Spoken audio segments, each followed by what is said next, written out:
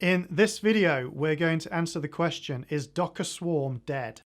For those of you who aren't aware, Docker Swarm is Docker's inbuilt orchestration tool that comes out of the box when you install Docker. It's the path of least resistance when it comes to container orchestration, since you don't have to learn anything new, and over the years it's crept its way into production environments. However, it's pretty limited in its functionality and has largely been eclipsed by Kubernetes these days. I recently read an article on Boxboat that pretty much sums up the discussion, and if you want to read the whole article yourself, there's a link in the description below, and it's quite a good read. But to summarize, a company called Mirantis acquired Docker Enterprise last year and announced it would be phasing out the already slow development of Docker Swarm over a 2-year time period. It means if you're using Docker Swarm in your production environment, then you'll have roughly 24 months to migrate over to Kubernetes or something similar, which sounds like a lot of time, but it's a pretty big move when you think about it.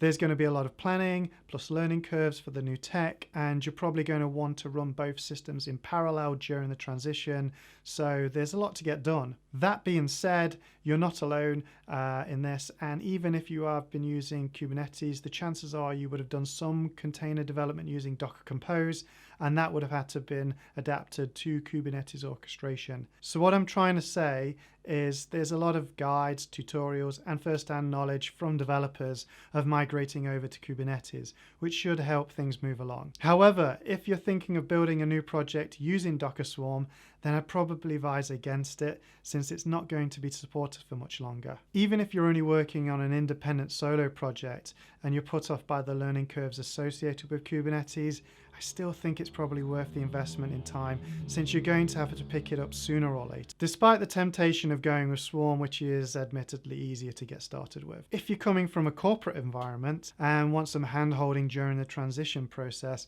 then there are companies that specialize in the migration to Kubernetes, and from the looks of it and the article I just read, Boxboat seems to be one of them, so maybe you want to give them a call. Oh, and I found a pretty decent course on Pluralsight called Docker for Web Developers. It's by a guy named Dan Whalen, who seems pretty knowledgeable and a decent teacher. The course itself is 5 hours long, but definitely worth investing the time into.